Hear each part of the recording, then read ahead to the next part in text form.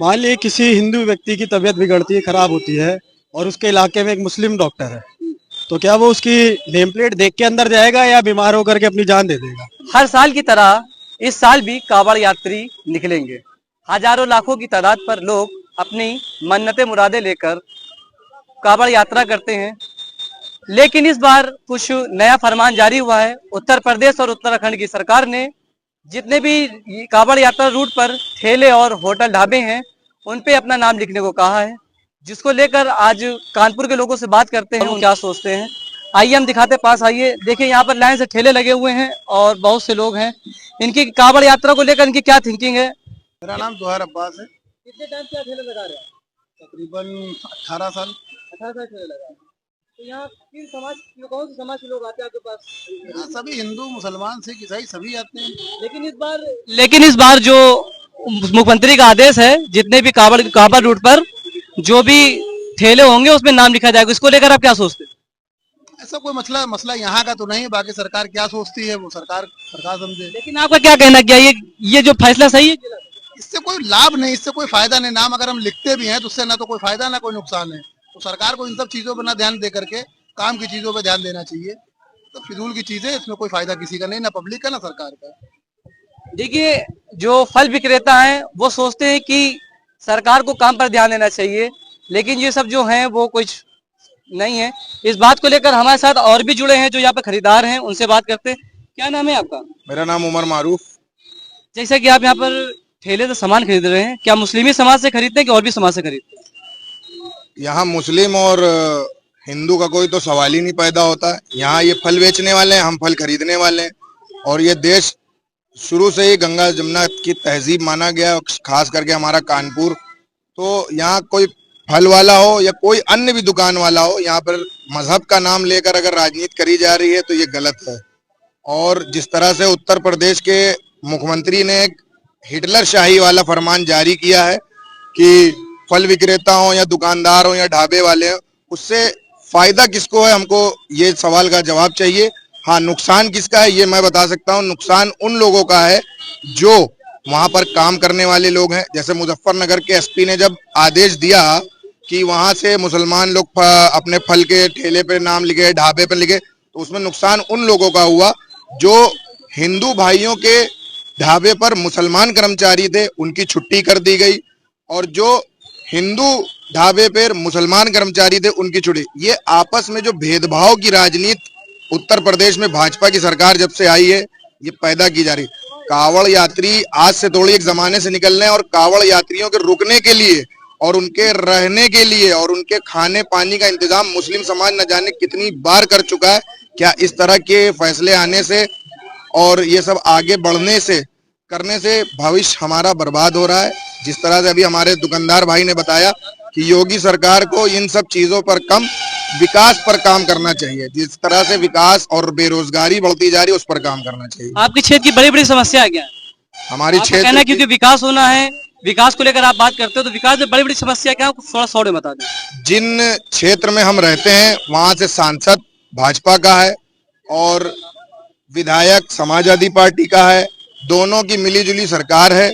गड्ढे वैसे ही रोडों पे हैं, पानी की समस्या वैसे ही है, बारिश का मौसम है, जल और सीवर लाइन इतनी भर जाती हैं कि परेशान है। दोनों मिलजुल कर हमको साठगांठ करके लूट रहे हैं जमाने से, लेकिन हमारा कुछ भला नहीं हो रहा। जनता सिर्फ बेरोजगारी की तरफ है और महामारी की तरफ है। देखिए कि फल विक्रेता और जितने भी खरीदार हैं उनका कहना है कि जो असल मुद्दे हैं, असल मुद्दों से हमको भटकाया जा रहा है। और कावड़ यात्रा को लेकर जो भी बयान है, और भी लोग यहाँ पर उनसे बात करते हैं। क्या नाम है आपका? अनस अहमद नाम है हमारा भाई। अनस भाई, जो कावड़ यात्रा रूट पे जो भी नाम लिखने को बोला गया ठेला और होटल में, उसके बारे में क्या सोचते हैं आप? ये देश को तोड़ने की राजनीति हो रही है सरकार की तरफ से। जो फैसला आया है आर्टिकल 17 जो हिंदुस्तान में है, जो हमें बताता है कि छुआछूत जैसी चीजों को और लोगों के जो बांटने की चीजें हैं उनको खत्म करना है, ये संविधान में लिखा है। तो सरकार क्या करना चाह रही है, कि हमें बांटना चाह रही है या संविधान बदलना चाह रही है? सरकार को चाहिए कि खुल के कहे कि हम आप लोग को बांटना चाह रहे हैं, जो कहना हो खुल के कहे हम संविधान बदलना चाह रहे हैं। पीठ पीछे से वार करना किसी तरीके की कोई बात नहीं होती। और काम करिए, उत्तर प्रदेश बेहाल है, यहाँ पे रोडें खराब हैं, गड्ढे हैं, बहुत सारे काम है जो करने के लिए आप वो कर नहीं रहे, इसलिए हार जा रहे हैं। और जब हार जाते हैं तो इस तरीके के मुद्दे बनाते हैं कि ये कांवड़ यात्री निकल रहे हैं तो पर्चे लगाइए, नाम बदलिए। नाम बदलने में कुछ नहीं रखा, अगर नाम बदलने में कुछ रखा होता तो अयोध्या की कई जगहों के नाम बदले हैं, वहां की रोडें नहीं ढाती। नाम बदलने से अगर विकास होता तो विकास होता है काम से, नाम बदलने से विकास नहीं होता। अगर उससे विकास होता तो आज जो ये महामारी, ये चीजें हो गई हैं उत्तर प्रदेश में, दोबारा नहीं होती।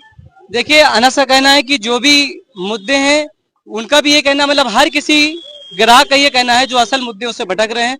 हमारे पीछे और भी लोग हैं, उनसे बात करते हैं। क्या नाम है आपका? मेरा नाम नावेद आलम है।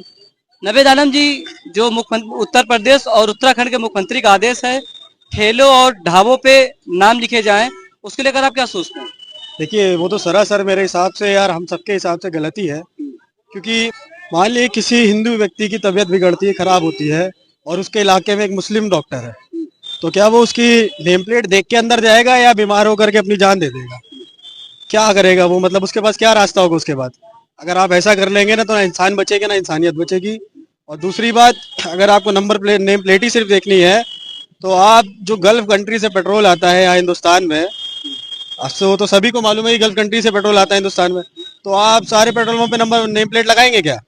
नेम प्लेट लगाएंगे क्या कि ये मुस्लिम देश से आ रहा है या मुस्लिम व्यक्ति के द्वारा आ रहा है? आप नेम प्लेट लगाएंगे तो उससे क्या हमारे हिंदू भाई भरेंगे तेल या नहीं लेंगे?